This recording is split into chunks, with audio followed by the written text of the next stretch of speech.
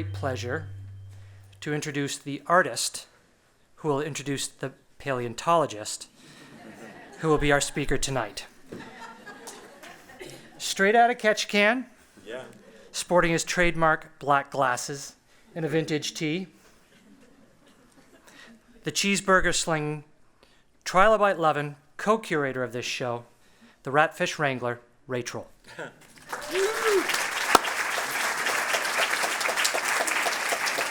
Thank you, Addison. And thank you guys for coming out here. It's just so cool to see such a turnout and an overflow crowd too. It's too bad that Juneau doesn't have a bigger facility to accommodate such a crowd. Maybe the new Jack could do that.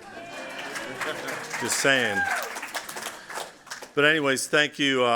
It's so cool to be back here, and thank you for coming out tonight. I gave a talk when the exhibit opened, and Kirk and I usually do like these talks together, and we tag team it. And I said, you're going to be up here. You do the talk. I'm just going to introduce you. So you do your version of the talk, which is going to be quite different than my version. But anyways, I met this guy right here in 1993, 27 years ago. And I'm 65 years old, and I was asking Kirk, because he's a scientist, and he's always counting, he's always calculating, and he knows the exact number of days we do. He probably already knows how many people are here. He's counted you.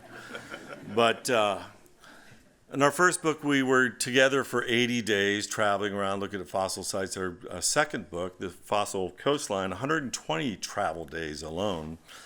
And then we've done 4 trips to the Amazon together, and then there was all the pre-planning time and then just the hanging out time. I figured that at least one solid year of my 65 years has been spent with this guy. And I met him, he's going to tell you how we met, right? Well, you can tell that story. All right. In 1993, I had an exhibit in Seattle, Washington, and there was this giant kind of guy looking at me, and, man, I love your T-shirts. I never knew you liked paleo stuff. We've got to get your exhibit out to my museum.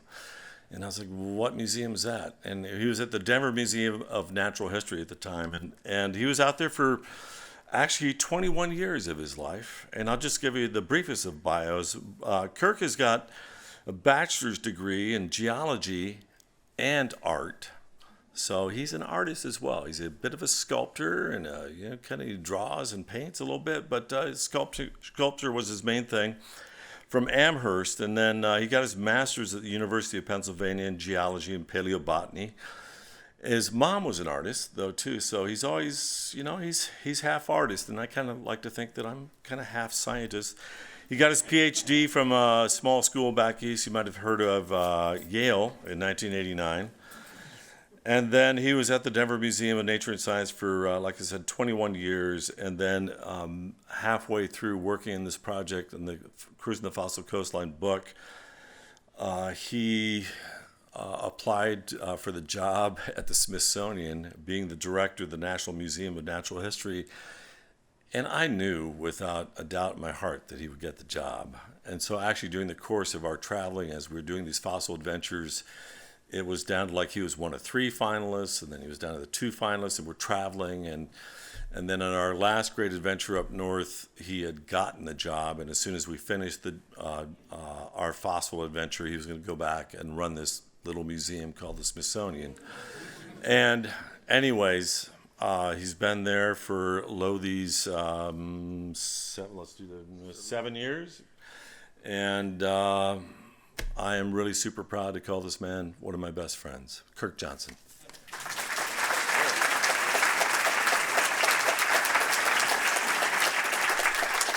Thank you, Ray. It's an awesome thing to hang out with Ray Troll. And when I met him, I was so stunned because I used to work in a fisheries stuff down in Seattle, and we had the Humpies from Hell T-shirt and Spawn Till You Die and stuff like that. I loved the art.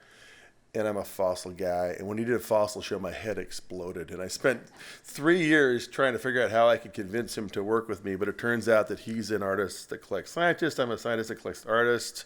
I gave him a cold call in Ketchikan one day. I had a bunch of stuff. I was trying to convince him to work with me. He's like, yeah, let's do it. So 26 years later, amazingly fun trips around the world looking at fossil sites.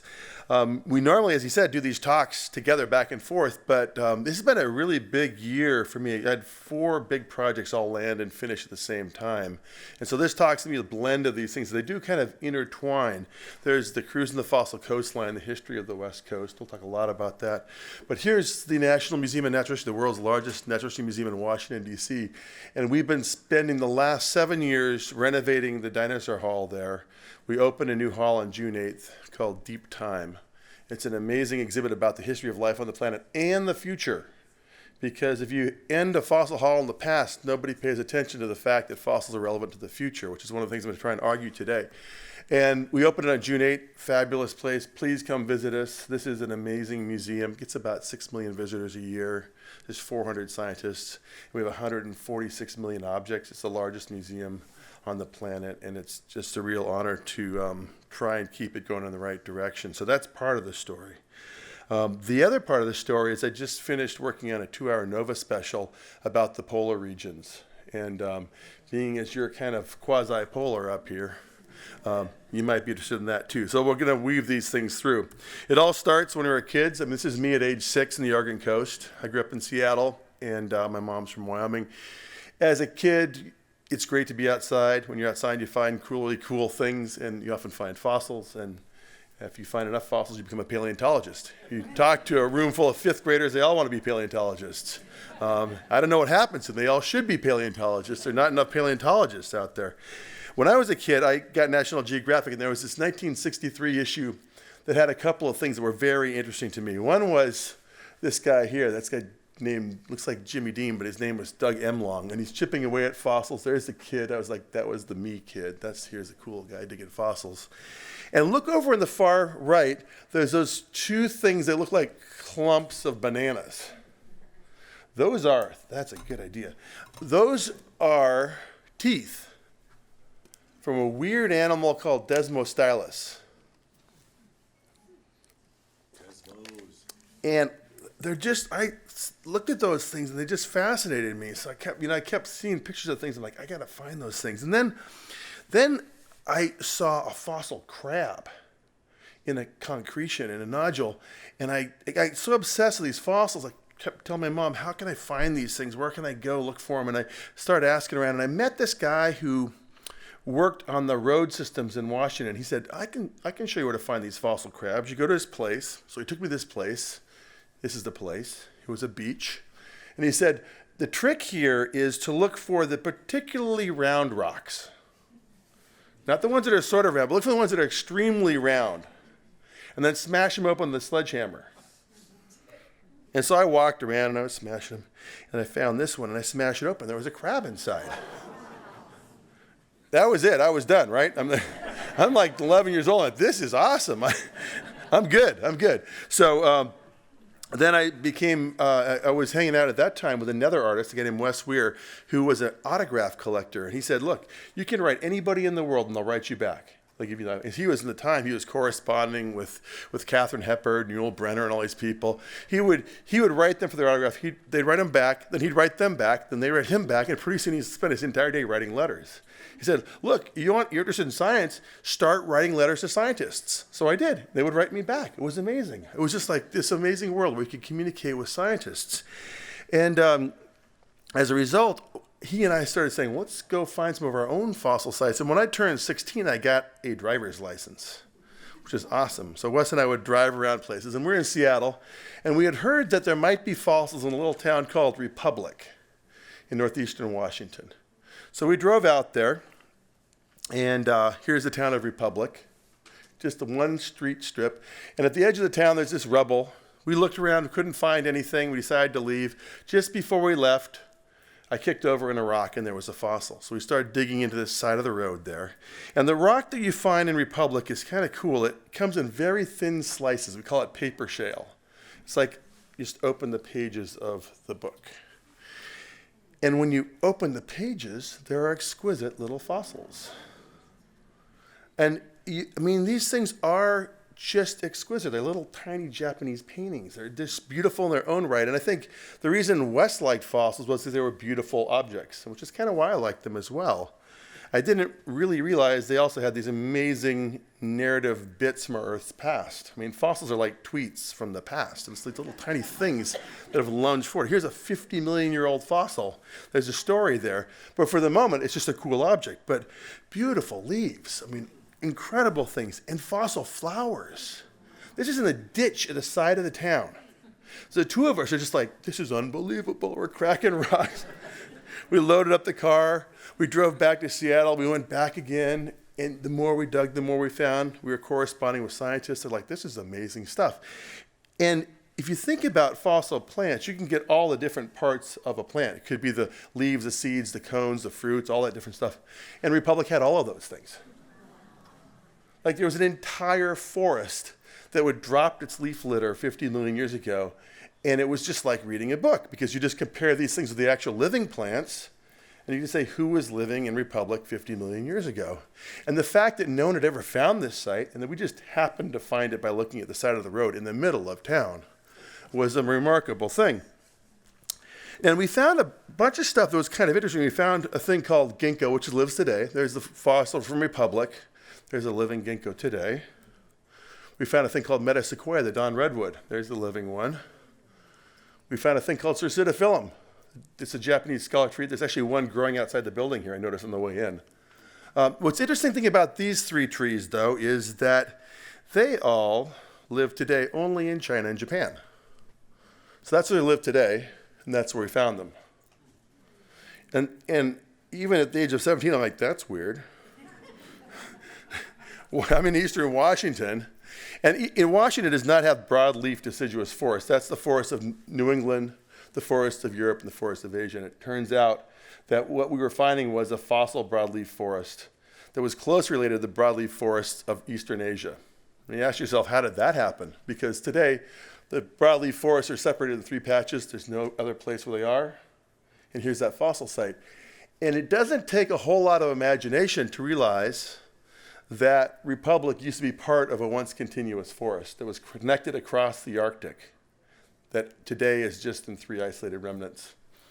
And the fact is, if you go today, start in Boston, walk around in the woods in Boston, and then fly to Harbin in eastern China and walk around in the woods there, you'll see the same kinds of plants. You can't believe you'll think you're in New England, but you're in northeastern China. It's a weird thing about the botany of the world. So I became a paleobotanist. Now, paleobotanists are a fairly obscure profession. You probably never met one. There's about 300 of us in the world. We're people who study fossil plants for a living. It's extremely lucrative, I guarantee you. We also use high-tech equipment like shovels or pickaxes.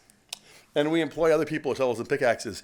And what's cool about paleobotany is just with shovels, you can time travel. Ray calls it time travel with a shovel because you dig a hole, find some leaves, you go back in time and reconstruct the ancient vegetation of a place. And you can go around the world and reconstruct the history of the planet. You can build the planet's story.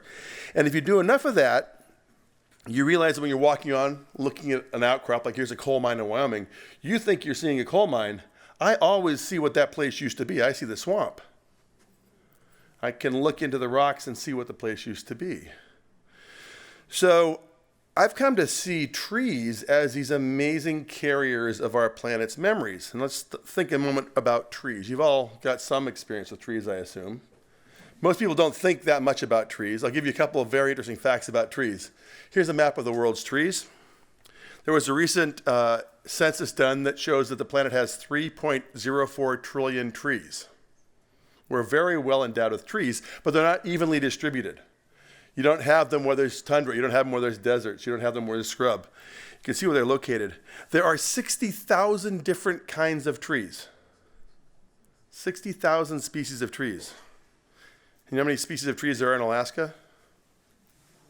I don't know, like 30 or something like that, right? Most of them are in the tropics. But one of the key things is that many genera of trees, many kinds of trees, go back as far as 50 million years.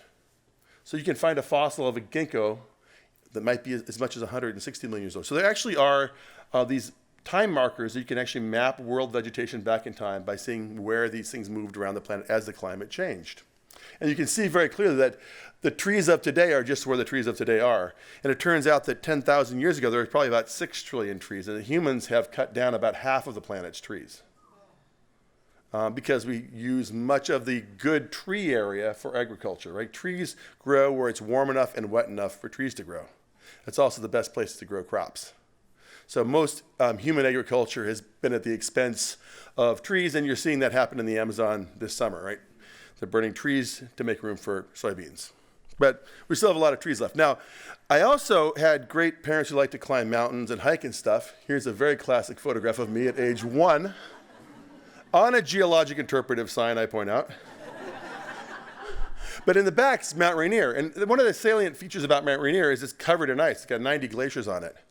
So the other part of this story is ice. This is a story about trees and ice. Oh, and Ray Troll, he's coming up. Like everybody grew up in Seattle, I was obsessed with Alaska. I really wanted to come to Alaska. And I tried to get up here fishing or working on boats. I ended up finally getting on a research cruise when I was 22 up in the Bering Sea. And this is a scene I saw. That's St. Matthew's Island, a very rarely visited island out in the middle of the Bering Sea. In spring, we can see the sea ice is still out there. And it was my first experience with Arctic ice, genuine ice, sea ice. I also had my first experience with my spirit animal, the walrus. How many of you have seen a live walrus in the wild? See, even in Alaska, it's like, well, there's a lot. Well, there's a lot, but it's about 20%. It's a hard thing to see a live walrus in the wild. You got to be in a really remote place, but they're amazing, wonderful animals. We'll come back to walruses. So if you think about the opposite of trees, where is the ice in the world? And the ice is at the poles. And ice is pretty amazing because you should really think about why is there ice at the poles?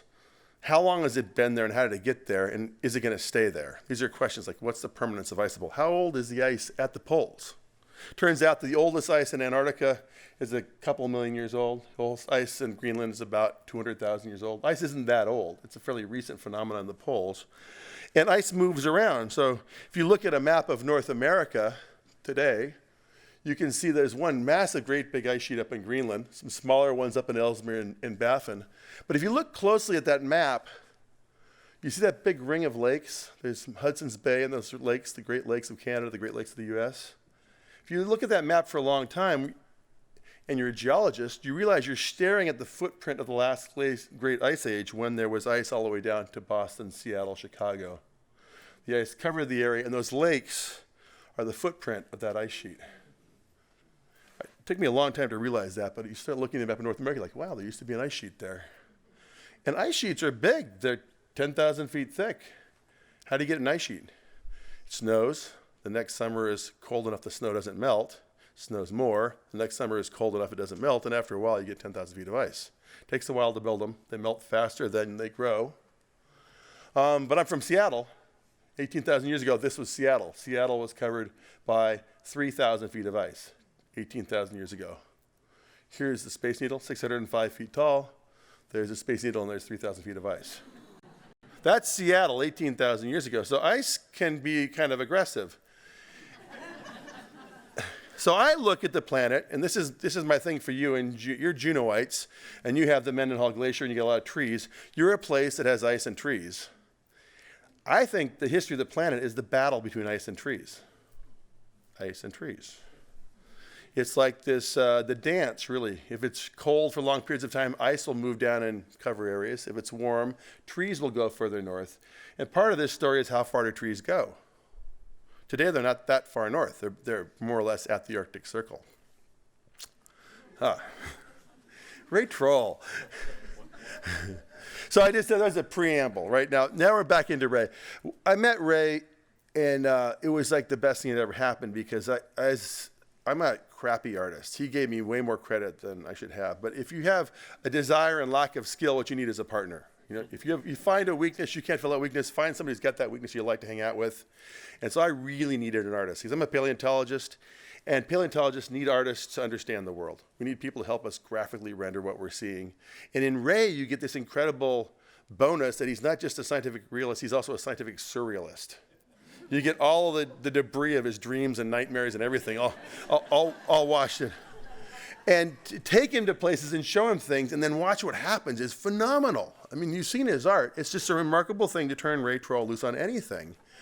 And so I try and spend, I actually feel a failure. I've only spent 1 year with Ray Troll. I've been trying to spend more time with him, but 1 year is a good start.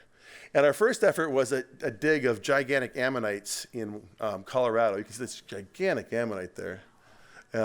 We figured out a way to find these things. We found 12 in one morning. And Ray had drawn this image of two guys carrying a giant trilobite. So this is life imitating art, imitating life in a surrealistic retro look. Anyway, you get the idea. And then we made this amazing mural in the museum where we projected the ammonites and painted on the walls of the Denver Museum. Made a really cool show. Ray was obsessed with the relationship between Charles Darwin and Volvos, because evolve and Volvo, evolution, Volvo, Charles Darwin. So he really wanted to, for me to get him a Volvo that he could paint. So I went around and bought a Volvo. You can see Charles Darwin is driving the Volvo. And when this is after we finished the exhibit, we auctioned it off for $611 to this guy named John Hickenlooper, who, as you may know, just is the former governor of Colorado and running for the Senate. And it's still in his garage because he went into politics right after he bought this. But there you go. So the idea that you could have a Volvo car led me to think, well, I've got this amazing truck. What if Ray and I get in the truck and we turn it into a little Volvo?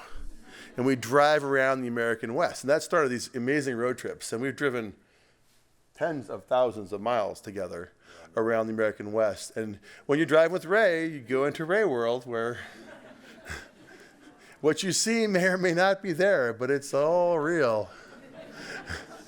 And Ray has been an amazing asset to the world of paleontologists and geologists who have access to really interesting stuff but have very boring graphic skills. And Ray has done things like make geologic timescales, which are reproduced endlessly because they're really cool and beautiful and informational, which is great. And he's made this suite of incredible maps. This is the map that we did with the Cruising the Fossil Freeway. It's the Colorado, Wyoming, and all the states that surround them. Every single animal on these maps or plant is based on an actual fossil where you see it. It's not him making stuff up. He and I work, and this took over a year of him and I deciding where things have been found and him drawing them pen and ink on one giant piece of paper. Amazing piece of work, and it really shows you that fossils are everywhere, which is one of our stories. And he did the cover for this book, Cruising the Fossil Freeway, as we drove across this landscape. And this is, when I'm driving across the landscape, I'm thinking about what this world was like. What was the world like in the past? And with Ray in the car, you can reconstitute it. Just add water and Ray Troll.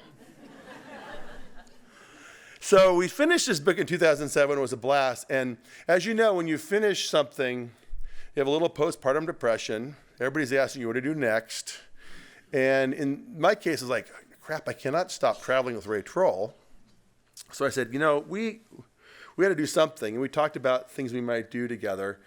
And we recalled a tale of another interesting artist-scientist pair, Ed Ricketts and John Steinbeck. These guys took this trip to the Gulf of California in 1940 in a ship called the Western Flyer. Out of it came The Log of the Sea of Cortez. Much beloved book with Ed Ricketts as a biologist, Steinbeck as the author. They traveled together. They had a lot of time. It was sort of similar. And here is the log of the ship. There's the Western Flyer. It's an old fishing boat that they took down there. And it turned out that Ed was tragically killed right at about his 50th birthday by a train outside of his lab in Monterey. And they had originally planned to not just do this one trip, but do a trip all the way up to Alaska. They were going to do the entire West Coast. So why don't we finish Ed and John's trip? Why don't we go from Cabo San Lucas to Prudhoe Bay, Alaska? So that was the plan. The artist and the scientist from Cabo San Lucas all the way to Prudhoe Bay, Alaska. And Ray lived in Ketchikan. He lived in Seattle. I'm from Seattle. My dad's from California. We had a lot of personal experience along the coast. And the premise was there's got to be amazing fossils and amazing stories along the West Coast. So off we went. So you can see here a few of our totemic items. We did the 6-word biographies. Ray is Kansas hippie paints fish in the rain. I am coastal creationist kid finds rocks in evolution. So I grew up as a Seventh-day Adventist creationist, and the Seventh-day Adventists are really good at educating their kids about creationism and evolution. Much better than our public schools are about educating people about evolution, because our public schools are afraid to teach evolution. But as a creationist kid, I learned a lot of evolution. I was like, yeah, that sounds very interesting. Thank you very much. I became a paleontologist. We also have totemic animals. I have walruses and ammonites. Ray has trilobites and ratfish. And here's the cover of the new book, Cruising the Fossil Coastline. We went by boat, car, minivan, plane, helicopter, kayak, whatever to get up and down the coast. And here's Ray's new amazing time scale in a coastal version of the entire thing. And then for each of the states, there's a map. There's 5 maps. There's a California, Nevada map. There's an Oregon map. There's a Washington map. There's a British Columbia, Alberta map. And there's an Alaska, Yukon map.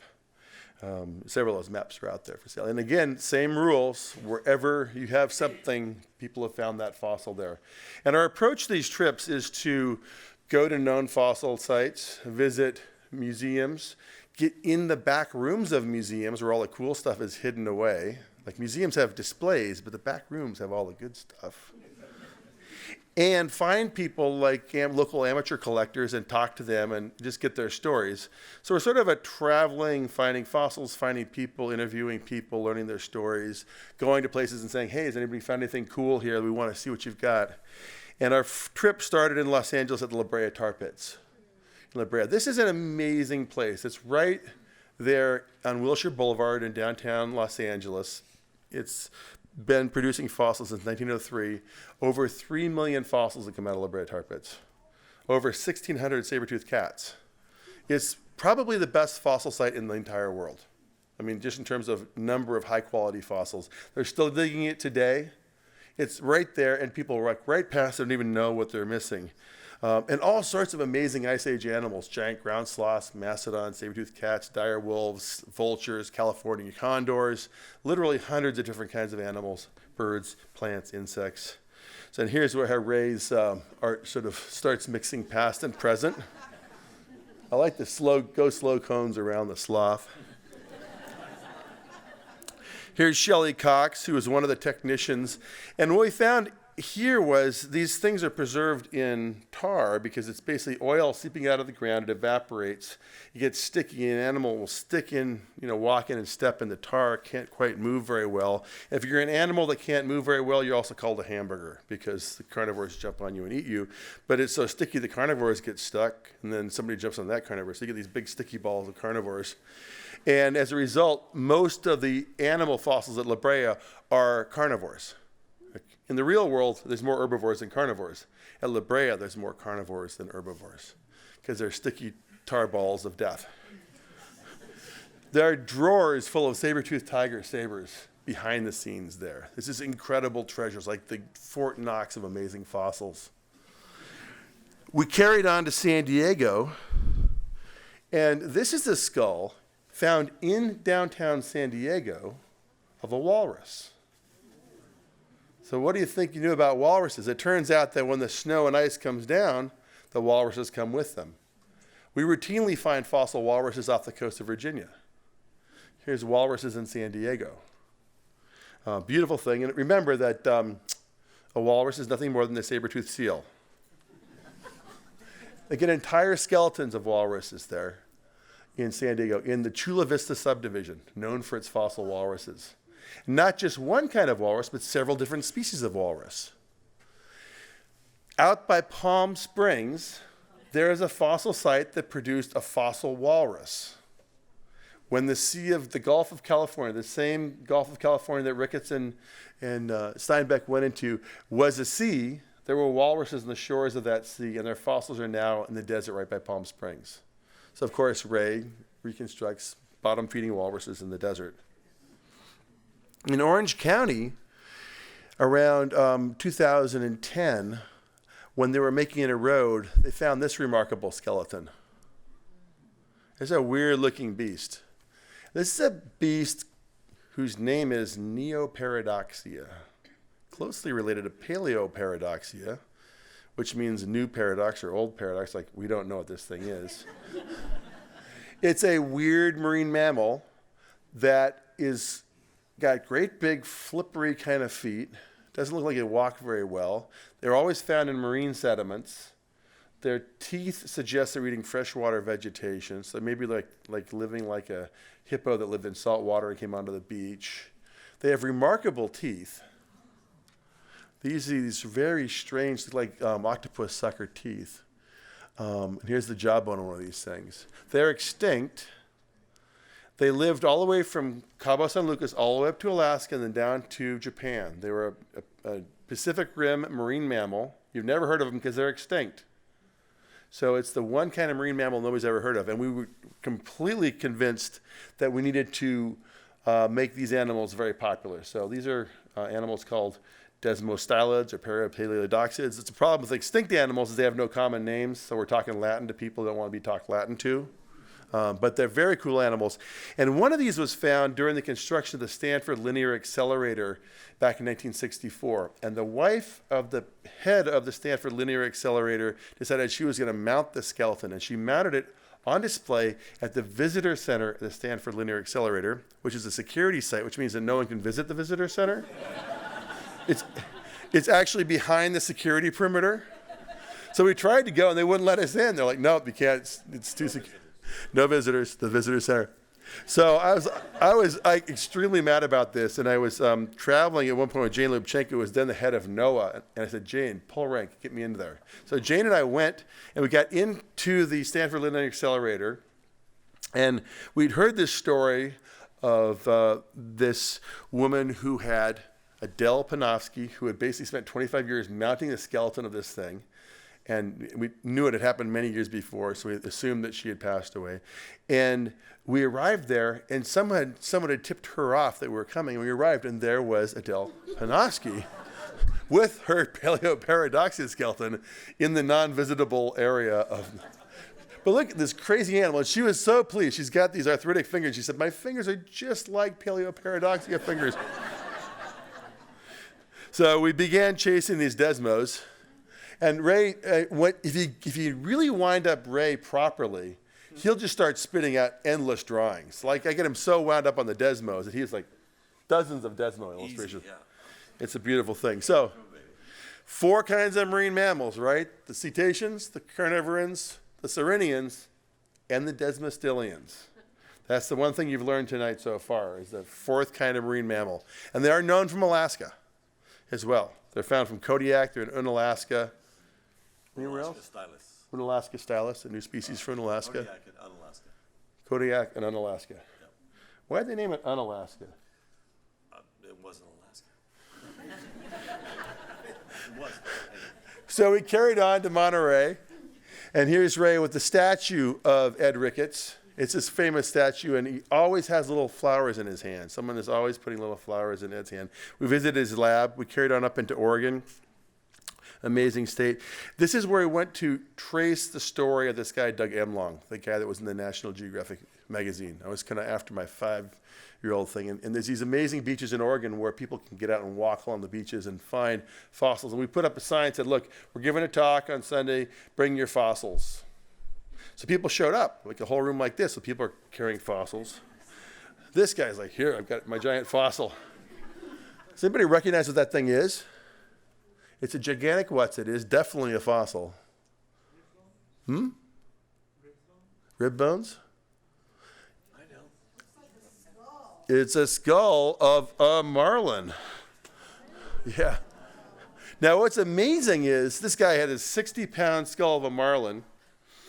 And we're like, that is exactly what we wanted to do. We want people to show up with giant skulls, right? I mean, that's like our dream come true. I went back to the Smithsonian. I'm walking down the aisles. And the Smithsonian, remember, we have 145 million objects. We have a lot of stuff. And we have the collections made by Doug Emlong. And I was walking down the aisle, and I looked up, and there on the top of the shelf was a fossil marlin skull. This is after I saw this one. And I climbed up and looked at it, and it was found on the exact same beach where this guy found his, but 50 years earlier. So it's a 2 marlin skull beach. Or another way to think about it, every 50 years, somebody finds a Marlin skull. Fossils are rare, but if you can get people inspired to look for them, you get to find them more. So I hope you all get inspired to find fossils because we're ready for you. Then we found this amazing guy who was the virtuoso crab guy. Remember that fossil crab I showed you? This guy's figured out how to get him out of the nut. Because I used to smack him with a hammer and shatter him open. He takes a little tiny jackhammer and spends like 80 hours. Look how serene he is. You are like so serene if you're like... Is that actually serene, though? I don't know. It's a little... He could be crazy. I mean, he does it like he's 100% of the time fixing crab fossils. So it's a beautiful thing. Now, I'll show you a picture that that Ray painted in the first book because I had this crazy... When I was trying to figure out how to work with Ray, because Ray was kind of this mystical Alaskan artist figure. How you don't just like call him up.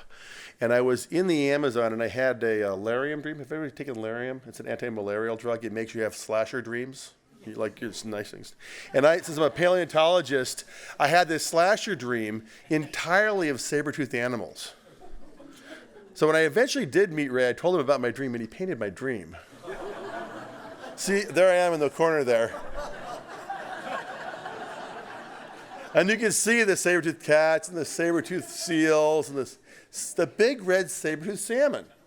Now, you guys are salmon people, but there is, in California and Oregon, a remarkable thing called it used to be called a saber-toothed salmon. We'll explain why it isn't. But it's a gigantic salmon. They're huge. There's a skull of one of them. They get up to 10 feet long. You're impressed with a 50-pound salmon? These are like 400-pound salmon. Just think of the fillet on that baby. Right?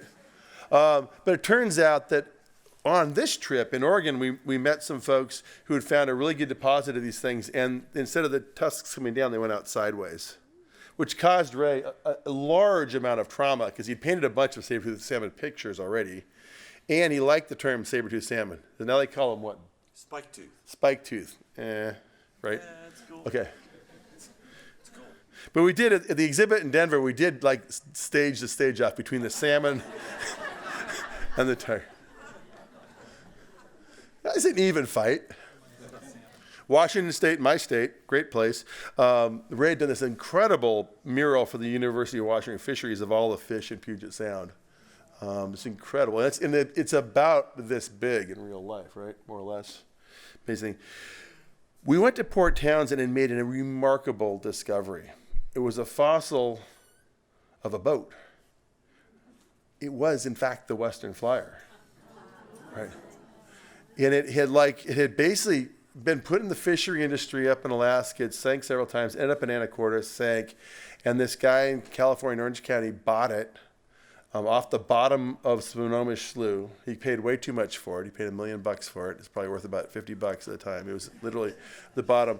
It was the idea of restoring it. And it's amazingly intact, but it's a fossil boat of the Ricketts and Steinbeck thing, which is remarkable to just bump into this along our pathway. But across the way from Port Townsend is Bellingham. And in Bellingham, there are outcrops that have gigantic palm fronds on the side of the road. Now, think about palms for a moment, right? Palm trees. How many of you go to Hawaii when it gets a little bit too dark here in Juneau? Yeah, right? I mean, we know this is an Alaskan thing.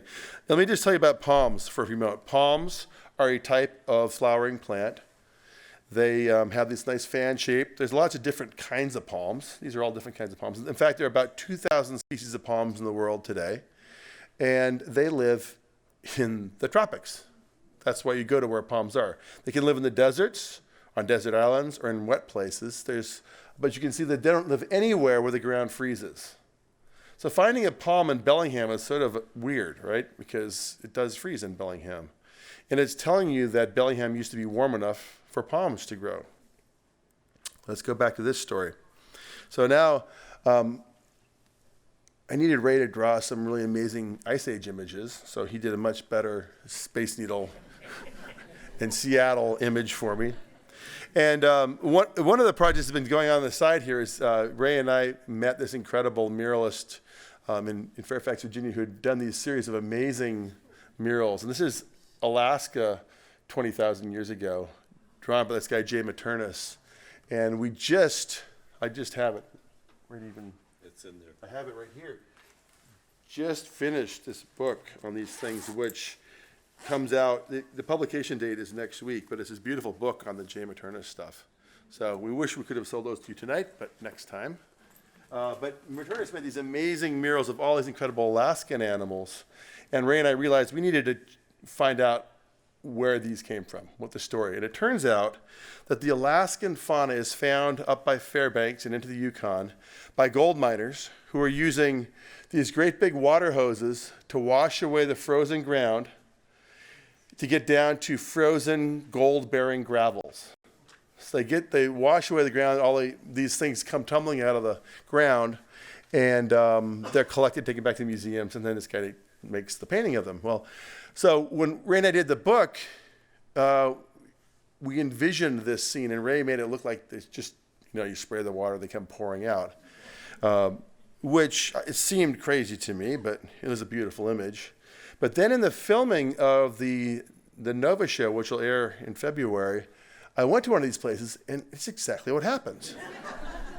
It's like they look like Ray's drawing.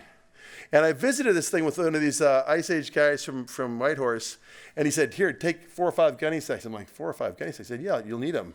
So you can see us walking there in the air that's melted, and in 4 hours, we found 228 bones of mammoths and bison and horses and lions and dire wolves. Just an amazing assemblage of animals that come pouring out of that ground. And this has been happens around Fairbanks. And there's a famous specimen up in the museum in Fairbanks called Blue Babe. It's like this huge fossil bison that was fossilized with its skin on and its meat in. It was basically this giant piece of beef jerky. And it had marks on its hind end that showed that it had been killed by an American lion. So this giant bison killed by a lion that sank into this place, they got frozen, that was excavated by a gold miner and then put in a museum in Alaska. Really cool thing. Here's Ray's image of Blue Babe. The reason it's called blue is that a lot of these Ice Age animals actually get this blue crystal that forms on the hides called vivianite, and they literally are blue. Ended up in the stew. It's true. It's impossible if you find one of these things not to taste it, because it's like, right? It's like 40,000-year-old beef jerky. You would try it. You would totally try it. I mean, initially you wouldn't try it, but after a while, you're like, yeah, I'll just try it a little bit. I know you would. And this is all this whole saga of Beringia, the fact that when the ice was there, the sea level was low, and there's a connection between North America and Asia. And we've known this for a long time, but it needs a ray troll to make the map to show you what it looks like. And you can see this connection was not just a little land bridge. It was 1,000 miles north to south where animals could cross back and forth. And some came from Asia into North America and some from North America into Asia. So here's the two-way traffic of bison and mammoths and elk and cheetahs and animals coming into North America and horses and camels going the other direction. So, and we know these patterns from finding fossils in North America and Asia. And the Beringian land bridge is a well-known story of how the North American continent is populated by animals from Asia. Here's the Alaska map. Alaska's got amazing fossils, and we're just scratching the tip of the iceberg of our Alaskan fossils. We took a trip out of Sitka on a boat called the Nakwasina with our friend Barth Hamburg, who was in that last picture. And the name Nakwasina, like, where does that name come from? And Barth's like, read this article from 1933 National Geographic magazine. Nakwasina goes north. A man, a woman, and a pup cruise from Tacoma to Juneau in a 17-foot canoe. So a honeymoon trip, a guy and his wife get married, and they paddle from Tacoma to Juneau in 50 days. That guy is named Jack Calvin, and if you know your history, Jack Calvin co-authored the book with Ed Ricketts about the coastal intertidal fauna. So we're like, wait a minute, Ricketts' buddy Jack Calvin paddled a canoe from Tacoma and it turns out that Ricketts had gone to Alaska, and he'd gone with Calvin and Sasha and on a boat called the Grampus. But tied to the top of the Grampus is the Naquasina, the canoe, 1933. So there's Ricketts. And they took along with them Joseph Campbell. So we're like, oh my God, we thought we were taking this trip that he had taken, but he actually had taken the trip, and we're actually taking it on the boat. And the reason that Bart's boat is called the Naquasina is that he bought it from Jack Calvin and Sasha's daughter. And they still had the Naquasina canoe. So we're like, we keep finding fossils of these guys as we track on our trails. And of course, it's all about the intertidal. But in Alaska, the intertidal is an amazing place full of fossils. That's where you see most of your rocks in southeast Alaska, because trees cover the land and water covers the rest. But there's a little zone where the tide goes in and out where you can find amazing fossils. We partnered up with Jim Bachtel, who lives in Thorn Bay on Prince of Wales, who is an amazing Alaska geologist. He has this thing called the suspect terrain. It's a landing craft for landing on beaches and finding fossils. And you go onto the beaches and you find things like 300-million-year-old corals covered by barnacles. And there are places, if you search the beaches of Alaska, ancient seafloors are covered by modern seafloors. So we ended up at a place on Kupreanof Island where I had found reports in 1988 of fossil leaves. And I was very interested in these fossil leaves. They were similar to ones I'd found in Colorado. And here we are landing at the beach, cracking open fossils. There's Ray looking stunned. But we're finding things. We're finding Metasequoia. The same thing I found in Republic, Washington, here on the island. Now, we're not finding Sitka spruce. We're not finding any of the Tongass forest at all. We're finding a different forest, a forest that in fact has broad leaves that look like tropical rainforest leaves. And we're like, that's really cool. So we came back the next year, the film crew. I said, let's find some of these leaves on camera for the film crew. This is a show called Making North America, we did for PBS. And much to our amazement, we popped up a fossil palm frond. Remember the palm fronds that don't grow in Washington? Here's one in Alaska. And right after we popped it up, the tide came in. It was great. But it was an amazing fossil. You were gluing it back together. There's the final thing. You can see a bunch of those leaves. So here's a gigantic 7-foot wide palm frond from just out here that's 55 million years old. It's now in the new exhibit in Washington, D.C. for 1 million people to see. But this whole idea of saying Alaska palm, that should cause your climate change brains to explode a little bit. Because it implies that not only was it warmer in Alaska, it was quite a bit warmer. And we have lots of evidence from around the rest of the polar regions that for much of Earth history, there was no polar ice at all. That forests won the forest ice battle. Of course, there are times earlier in Earth history where ice won the battle entirely. 700 million years ago, the entire planet was covered by ice. Snowball Earth. But 50 million years ago, there was no ice on the planet. So this, what's possible is shown by the history of plants. So here's the Tongass rainforest 50 million years ago. And so we got thinking, if there's palms in Sitka, how far north in Alaska do palms go? So we went looking for palms. We went to the Matanuska Valley, and we found this spot where a guy thought that he'd seen a palm from. So he used this thing called the Alaskan climbing stick. Have you heard of these things? If you don't have ladders, you just take a stick and climb up the stick. It's somewhat precarious, but if you want to see the palm frond. And sure enough, sticking right there is a palm frond, sticking out of the side of the road in the Matanuska Valley at latitude 61 north. So let's put this in context. These are fossil palm sites. So what is today Tongass rainforest used to be a palm forest, tropical rainforest. And while we were making the show, we ran into this woman whose grandson on the beach in Homer, Alaska, found the lower jaw of a fossil tapir. Now, where do tapirs live today? They live in the rainforests of South America and Central America and in Indonesia. At one point, it was warm enough for tapirs to walk from Indonesia to Costa Rica through Alaska. So it kind of changes your view. Here's Alaska, basically. So it brings the point that our planet goes through these cycles where you have polar ice caps that sometimes come to mid-latitudes. That's icehouse Earth.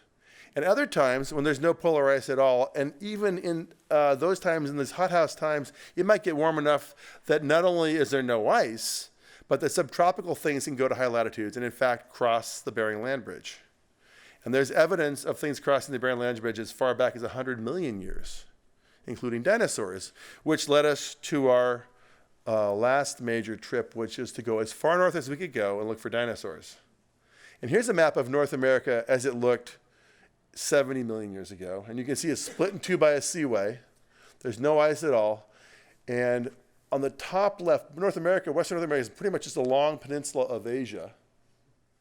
And we decided to drive all the way to the top. So we drove Ray's sister's minivan up the Hall Road to a place called Happy Valley, where we got in a small plane and flew out onto the North Slope to the Colville River and landed in the Coal River and prospected for dinosaur bones. And there are zillions of them there. There are dinosaur bones pouring out of the side of the hill. This Ray likes to group shots. And normally, when you find a lot of dinosaur bones, you lay them out. But in this case, he's made a bone bed, right? So later he was lying on the bone bed. So it wasn't really a scientific thing. It's more of a Ray troll moment. As we were digging the fossils, we noticed that there are layers of white, crumbly rock, which are volcanic ash beds. So a volcano erupts, dumps ash on the landscape.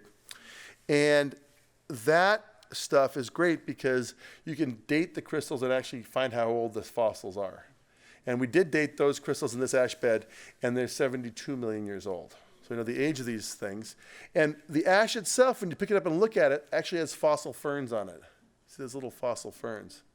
So it's not a tundra, it's a fern forest. There's trees, we get other vegetation. And here's Ray's image of a warm polar forest.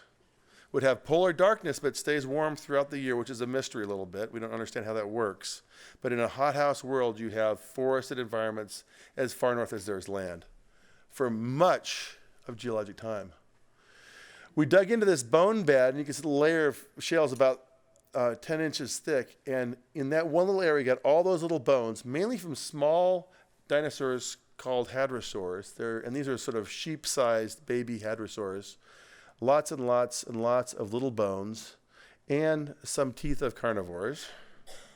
So Ray was trying to imagine, how do you get lots of baby dinosaurs and teeth of carnivores? It's like, well, maybe there's panic in the nursery. It's like a carnivore rushing through and just munching on the babies. Or something killed them and just come through and gorge on the little dead babies. So those are our two hypotheses, very scientific hypotheses, graphically illustrated. But one of the things about this trip was that Ray had a childhood dream of finding his own Tyrannosaurus tooth somewhere. And it couldn't have been better to have found it in Alaska. And in fact, he did find a Tyrannosaurus tooth at that site. There's a little tear welling in his eye right there. And if you go to the exhibit, there's a little plinth that tooth is on display. Ray actually found a Tyrannosaur tooth. And you can see this thing, right? There's the tooth snapping off, the moment of the tooth's breaking off. 69 million years later, on August 27, 2012, an artist guy from Ketchikan found it while digging on the eroding banks of the Colville River and shed a tear. It was amazing. So it was kind of cool. We ended our northern trek at Prudhoe Bay, the great production of all the oil in Alaska. It's kind of ironic because we started at La Brea Tar Pits, which is the great oil fields of Los Angeles, and we were driving the whole way. When we got there, we were met by Crazy Mike, who was the pilot who had done a favor for Ray and had added caribou horns to Ray's minivan. So we had the Vanaboo, which we drove back down to the south, back to the world. And you can see why traveling with Ray is just a blast, but is also this going to primary fossil sites and knitting together narratives. And when we were building the exhibit for the Smithsonian, one of the things I wanted to do was tease out the climate history of the planet. And it's not a trivial thing to ask the question, what has the climate of the planet done for the last 500 million years? And we coordinated a symposium, brought the world's experts of paleoclimatologists together, the people that study ancient climates. And we said to them, we got about 30 of them together, I said, look, what we'd like to do is put all your information together and create one climate curve for the last 500 million years. Because when you hear people talking about climate change, they'll say, well, climate's always changed in the past. We're like, yeah, that's true, but we actually know how it changed. Let's put together the curve. So we'll look at the human impact on top of the natural change. So it's not enough to just say that climate changed in the past. Just say, yes, it changed in the past, and how are what we're doing now affecting what's going to happen in the future. So we spent a huge amount of time with this group of specialists and created the first constrained climate curve for the last 500 million years for the exhibit. And here it is. And it shows 500 million years of time. The red line, below the red line, you have ice caps, and above it, you don't have ice caps. So just sort of scope that for a while. What you see is about 75% of the last 500 million years, the planet has had no ice caps. So the common condition is no ice caps. We happen to live in the uncommon condition. You can see that we're over there today. The last 34 million years, we've had ice caps. So we live in the ice house world today, but the dinosaurs lived in a hothouse world. And it gives a nice context for our planet. And you ask, okay, well, what's going on now? What's happening with our climate today, and how does it fit into this picture? Let me just jump you forward to a tighter curve. This one is just the last 20,000 years. So you go from there's 0, which is now. It's always good to put a curve to have it not end at now because it comes immediately out of date, right? Tomorrow it's out of date. So you can see this curve goes 5,000 years into the future. And you can see that 20,000 years ago, Seattle had a sheet of ice on top of it. It was really cold. It warmed up at about 10,000 years ago. It is colder than today, but very stable for 10,000 years. And it's that 10,000 years that sees the entire evolution of human civilization, all the cities, everything. That's called the Holocene period. Over there, you can see the today part, and you can see the curve heading up. That's why the curve today is exactly where it should be. It's not warmer than today or colder today. It's where it is today. The question right now is what's going to happen with addition of CO2 to the atmosphere. And one of the things that's got scientists really concerned is that we have begun to realize how close we are to getting to the point where the CO2 in the atmosphere would eventually cause a no ice situation. The actual changing from an icehouse planet to a greenhouse planet. And that's what all the concern in Washington, D.C. and New York this last couple of days. Young Greta's come across the ocean in her boat to tell us that we better get active about it. It's a very difficult challenge because we live in a fossil-fueled world, as we saw on our trip from Prudhoe Bay to La Brea. But it's a pretty amazing thing to actually be able to look in the past and realize that all these fossils actually are directly relevant to understanding what's happening right now. So that's the topic of this film, the Polar Extreme film, which airs on PBS, a 2-hour film on February 5th. You heard it here first. These are petrified tree trunks on Ellesmere Island at latitude 78. They're 1,000 miles north of the nearest living tree today. It's the direct evidence for a warm world. And from the looks of it, that past might be part of our future. And I'll end the talk with a giant shark. So one of the things about doing museum exhibitry is you really have to think about the things that most compel your visitors. And no one's ever made an anatomically correct, full-size megalodon shark. This one's 52 feet long. It would have weighed 59 tons when it was alive. It would have been as big as a humpback whale. Its jaw is wide enough I could lie in it in like the length of my body in its jaw. And it definitely sells more sandwiches. Now it's in our cafeteria. So that's my story. I don't know, like normally Ray and I would do this double dance, but thank you for coming tonight, and I'll take questions.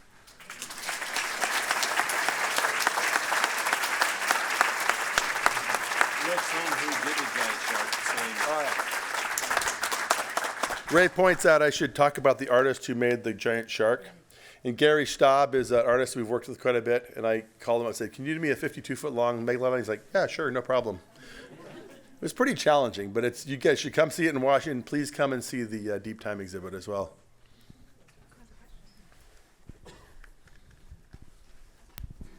Thank you. What a wonderful talk. Really awesome. Thank you, guys.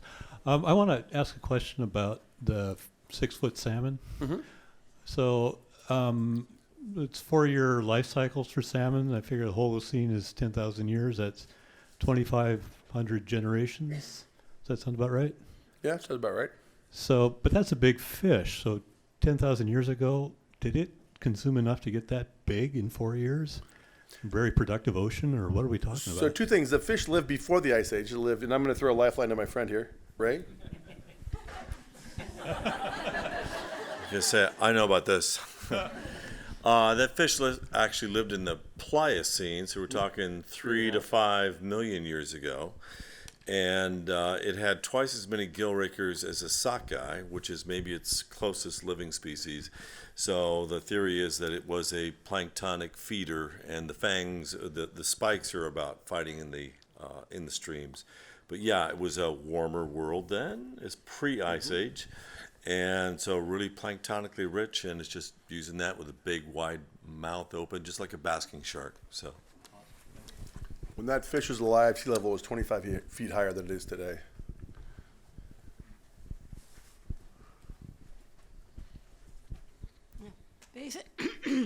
Based on your studies of the past and the what's led up to the current day and age, what are your projections for the future and any kind of timelines vis-a-vis the warming of the planet, the undeniable warming of, well, there are some people who disagree, but the warming of the planet and how humans could adapt to that?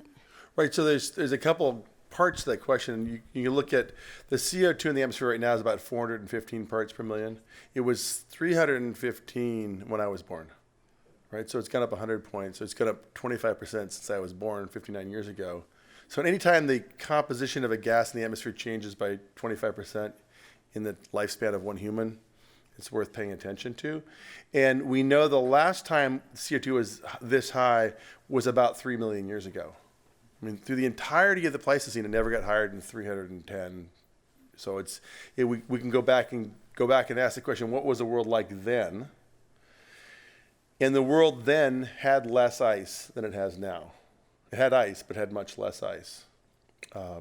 So we think that right now sea level is going up at a few millimeters a year right now. So we're projecting probably 3 feet of sea level rise by the end of the century, but maybe more than that, maybe 6. There's still some uncertainty in that space. The question on how warm it's going to get is how fast the temperature comes into equilibrium with the CO2. And again, there's uncertainty in that space, but we do know if we keep adding CO2, it will get higher. So that's what the concern now is, to stop adding additional carbon into the atmosphere, because there's enough in it now that we're going to warm already. That's when people talk about we want to avoid 2 degrees centigrade more. And then the kinds of things that are going to happen will be, of course, sea level is going to change coastal infrastructure for sure. But we're seeing things like more forest fires. You saw this in Alaska last summer, the Amazon. You get more intense storms in the oceans. So there's sort of these catastrophic things. And the issue is that we as people, there's a lot of us now, we need food. So the reliability of agriculture of the Holocene, when the climate wasn't changing very much, allowed big scale agriculture. How do we feed 7 billion people? So it becomes a pretty large-scale engineering problem. I think that a lot of climate scientists are not terrified. They're just concerned that we need to start dealing with what's going to change and how do we adapt with it. So I try and not be histrionic when I talk about climate, but I think we do have to really look at all angles of this thing, because we're going to a warming phase now. There will be changes, and they will happen over the next decades for sure. So we're seeing, as I say it, we're geology for the first time. For the first time, humans are actually doing something that's a continental scale and a global scale, not just a continental scale. And that is something to pay attention to, because we're causing something, we should be aware of it and figure out how to mitigate it.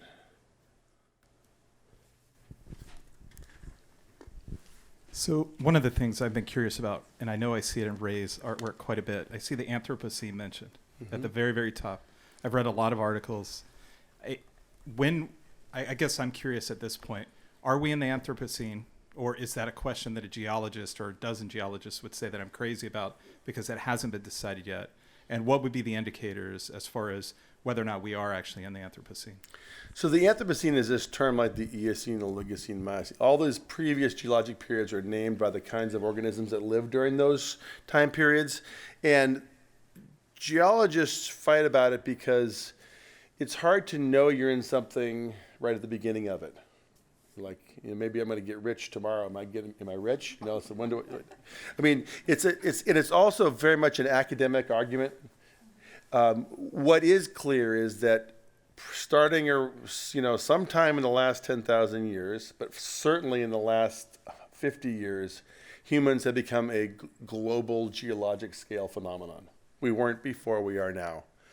And that's sort of the more conceptual argument for the Anthropocene. And there's no question that we're in the age of humans, right? So I think you can be academic and be one of the geology lawyers who's saying, it is not. I'm just saying, yeah, of course, we're in the age of humans now, and our impact is global, so we need to act like an organism that has global impact and decide if we want to mitigate it for our own benefit and the benefit of the rest of the living things on the planet.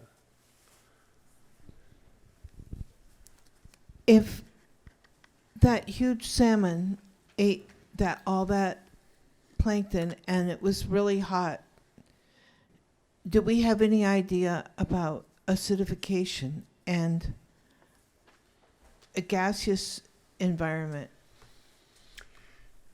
So it's a good question, actually, because ocean acidification, like climate, the oceans have acidified in the past, and they've gone oxygen poor in the past.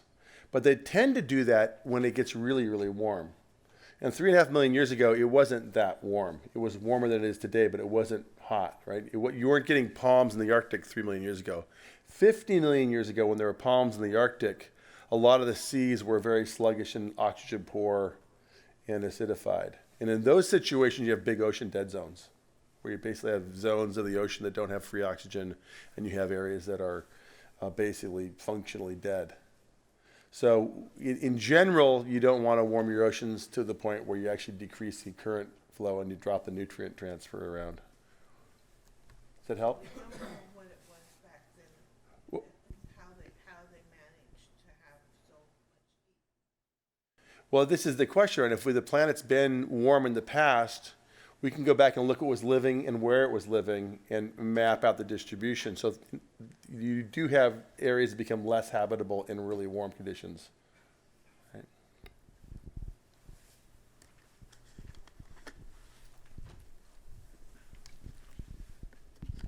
Could you talk a little bit about the process of fossilization? Mm-hmm. Because I don't quite understand how you get those crabs into the rocks. Yeah. Don't you want to know? So fossils are basically any evidence of ancient life, and a fossil can be petrified or it can be the original bone material, and so they're preserved in lots of different ways. The way a good fossil is made basically when an organism dies and is buried rapidly. Because if it dies and just lies there, scavengers will come along and eat it and take it and tear it apart. Obviously that crab was nearly perfect, so something caused that crab to not only die, but get buried rapidly. And sometimes it's the act of being buried that kills it. Like a mudslide comes in and buries it. The crab's like having a good day and boom, suddenly it's under 5 feet of mud. Sorry, dead crab. And it turns out that those round balls, those concretions, the formation of those things is catalyzed by the organics of the rotting organism.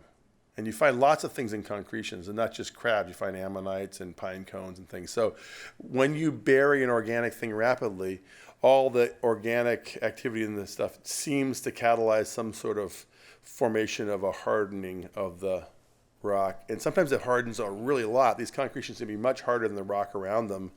And then the rock around them weathers out and these things tumble out of the ground. So the formation of the concretion is related to the rotting of the thing after it's been buried rapidly. And then there's lots of other ways to fossilize things. You can get stuck in tar, get stuck in amber, you can get petrified and turn into agate. I mean, there's a zillion ways to make a fossil. And all of them are just ancient life preserved in the rocks.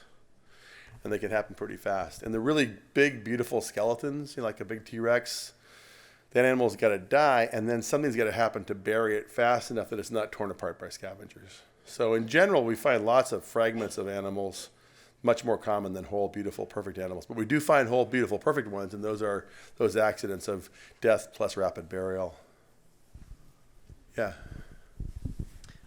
Drawing on that, I guess recently there's knowledge of the exact day that the meteor hit the Gulf of Mexico and blew away all the dinosaurs. Any idea of how that affected this land here? Yeah. on that day? Yeah, no, that was a bad day. No, seriously. I mean, it was bad. Here's how bad it was. So the thing that hit was 6 miles in diameter. It's moving at 20 times the speed of a rifle bullet. It hit in the Gulf of Mexico where the water was about 200 feet deep, but it's 6 miles in diameter. So it's like throwing a cinder block in a mud puddle at high speeds. When it hit, it made a hole that was 15 miles deep. Think about a hole. It instantly made a hole 50 miles deep. And before it hit, it was so big, it was moving so fast, it came through the Earth's atmosphere and blew the atmosphere away. So it brought outer space down to the Earth's surface, then made this immense hole by basically exploding. So you have this massive explosion. You get that shock wave. The impact makes the hole, melts the rock, and then eventually it gets deep enough the Earth and it rebounds. So it comes out of that hole, rebounds, this molten rock, which gets blown into low Earth orbit. And some of that stuff escapes the orbit, but some of it gets pulled back through the atmosphere and reheats on reentry, so it turns the sky into a broiler oven. So 300-degree skies. Meanwhile, there's all the dust from the explosion and the gigantic earthquakes and the gigantic tsunamis and the following acid rain. So it was just a really awful day. And it was a day. We know it was a day because it took 2 seconds for the asteroid to hit because we're going so fast. So we know that everything happened fast. There's nothing about the recent discovery that was published that made us know that it happened in a day. It was an asteroid impact. It happened in a day. We knew that. We've known that for 35 years. But what they were able to do was look at the impact site and say what happened to the impact site that day. And what they saw was literally hundreds of meters of sediment being deposited back into the crater immediately, effectively. And we know that since the stuff that went into Earth orbit and the Earth was spinning underneath it, it rained in and heated the planet all around the other side. So there theoretically were fires globally and the heat globally. And we see the evidence of the impact in the fossils in sea and on land, and we see them globally as well. We lose all large-bodied animals. So a mass extinction is when you kill all the individuals of many species. It's different than a mass death. And it looks like all large-bodied animals went extinct on that day or in the aftermath of that day. All the dinosaurs, all the big other critters. The animals that survived were small-bodied animals, animals that lived in fresh water or shallow water, animals that burrowed, and animals that could reproduce fast and not need fresh green vegetation because it was dark probably for 6 to 8 months because of dust in the sky. So it was a remarkable moment, and it kind of changed the clock on planet Earth. It's the only example we have in the entire fossil record of a global instant catastrophe. First time ever.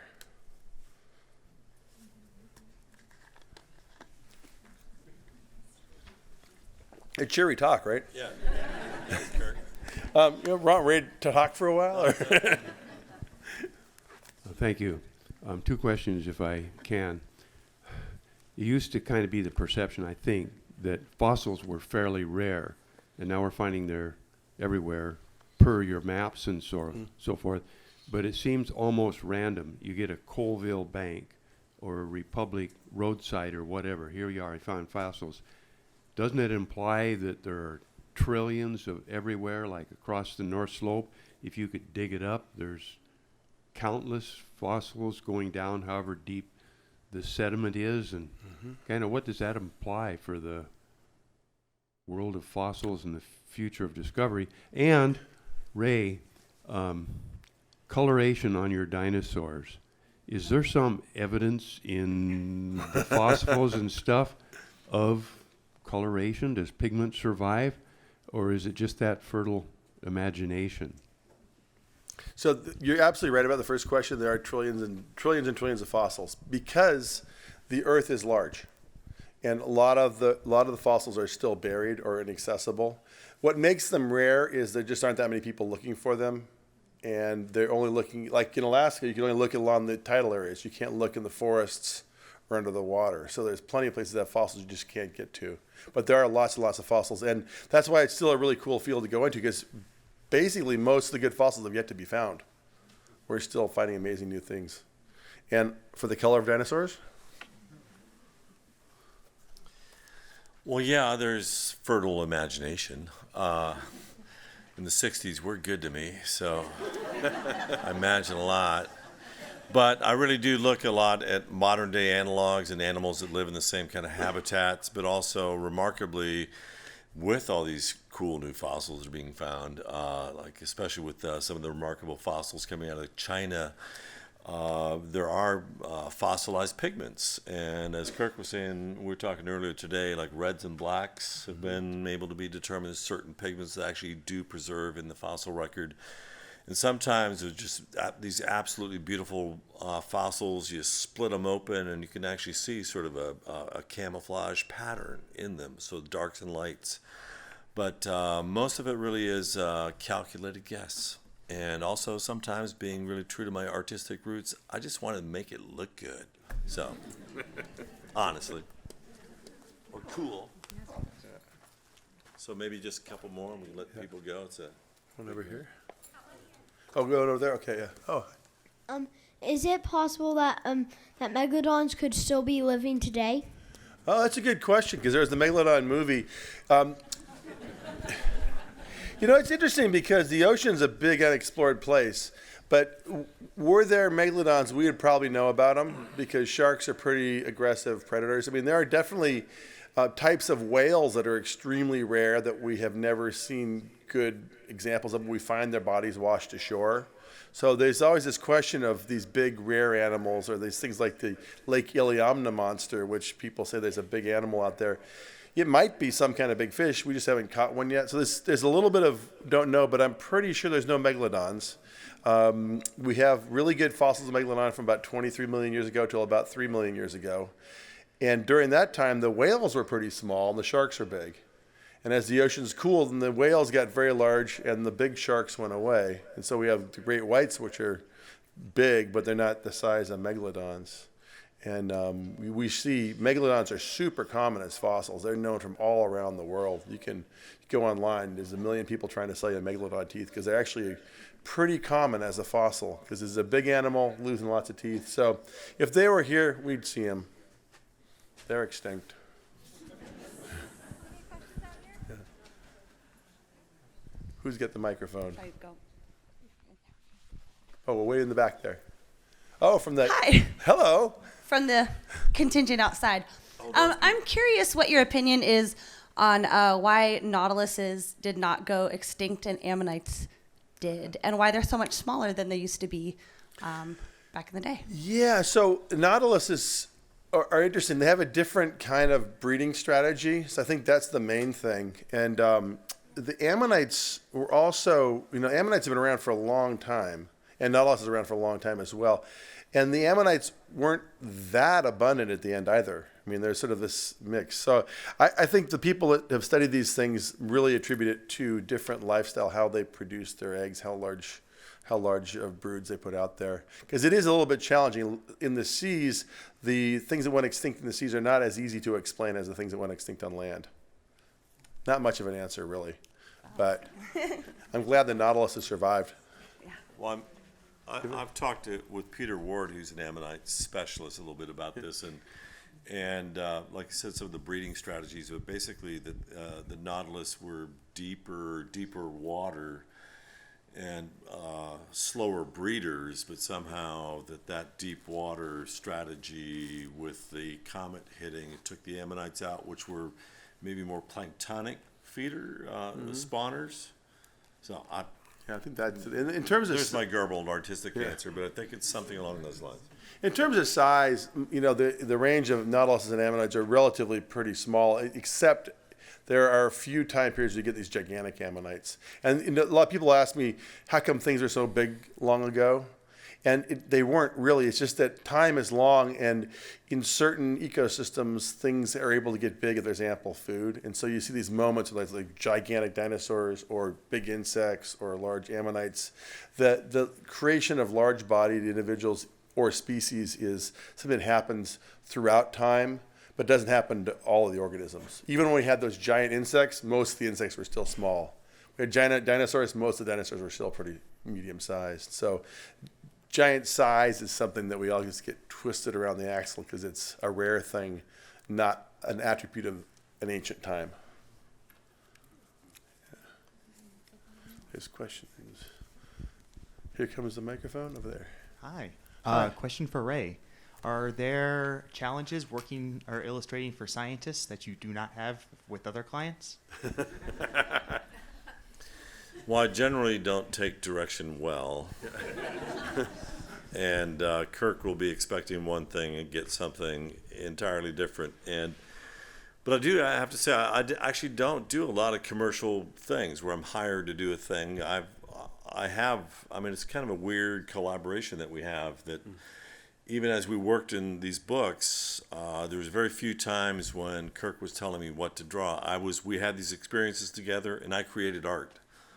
Yeah. I mean, pretty much independently. And then there were holes at the end, like, well, we need some glacier graphs and some ice age graphs. But yeah, it can get frustrating sometimes too, because when I might follow my artistic whim and then I'll finally complete that beautiful forest drawing that I'm so happy with, then he'll come along and tell me that those trees they could not have lived at the same time as each other. And then there's the miracle of Photoshop.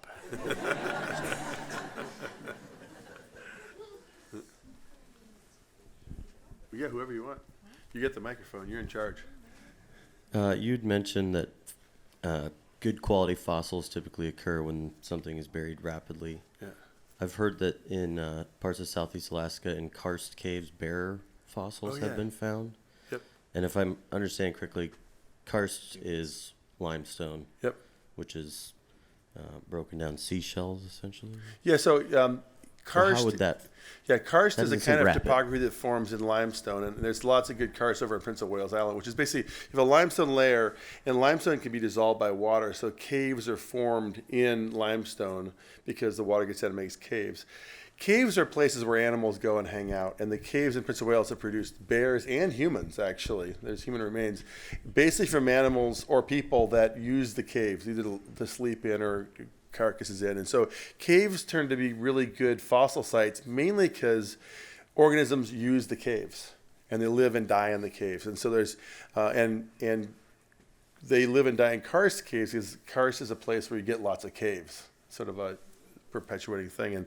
And there's some great sites. There's a site down in the Grand Canyon that's full of not only fossil sloths, giant ground sloths, but also lots and lots of fossil ground sloth poo. And so they basically are buried in their own poo, which is great because you have the animals and you can tell exactly what they were eating.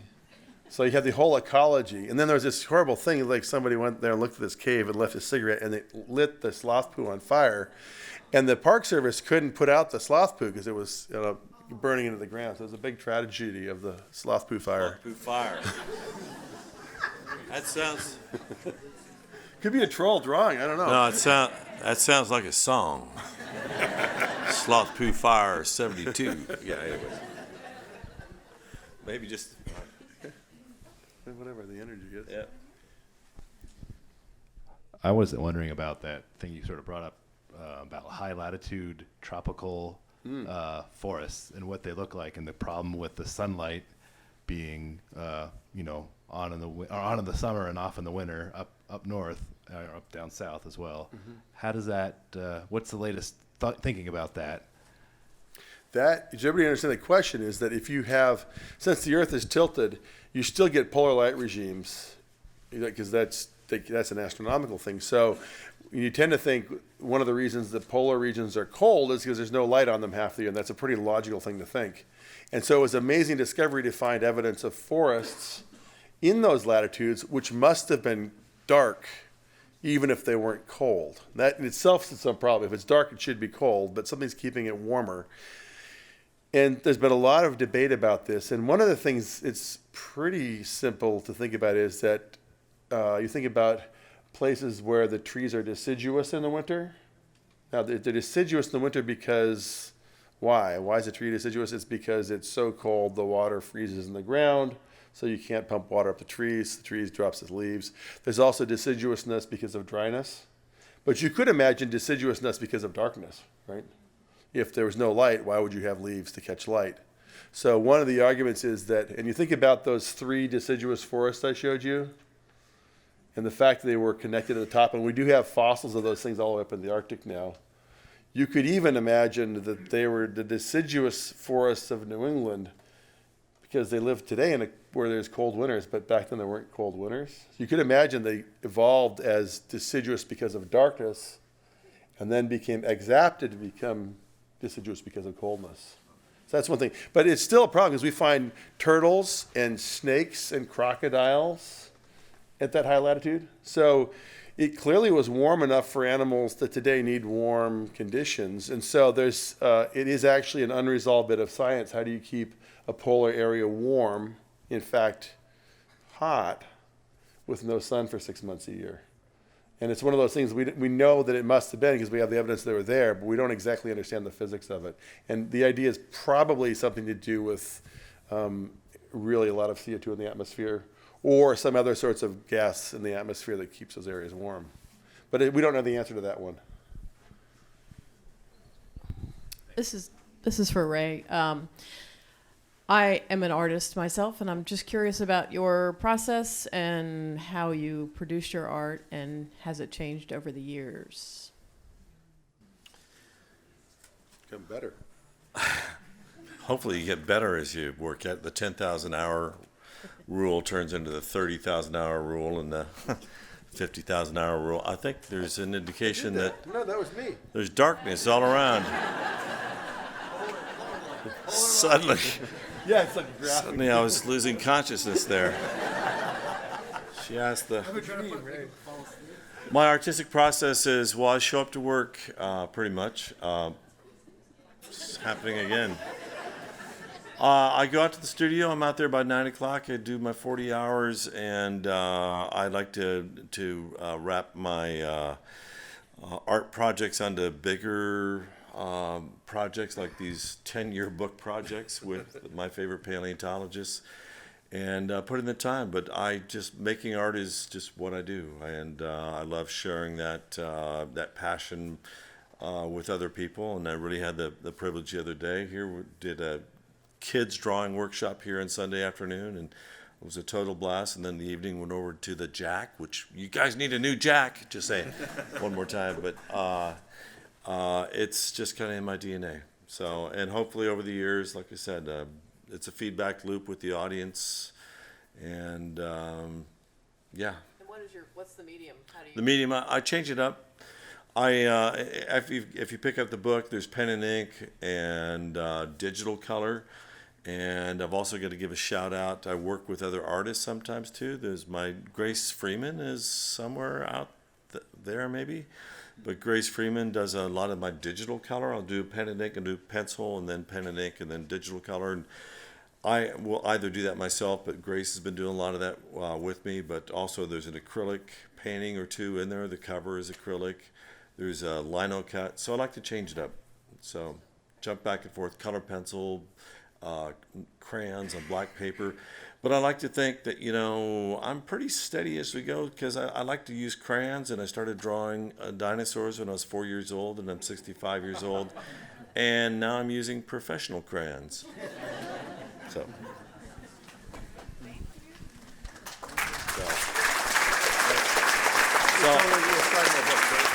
Yeah, I think with that, maybe let's maybe, it's 8:30. Thank you for coming out. I want to tell you that the exhibit closes on October 19th. It is going to go up to Haynes, one version of it, and it's going to go up to the University of Alaska Fairbanks, the Museum of the North, next spring and into next summer. And then it looks like next year it's going to go to the Burke Museum of Natural History in Seattle. So the show is going to continue on, and Kirk and I are going to continue on signing books out there till there's nobody left. So anyways, thank you for coming out. Thanks a lot.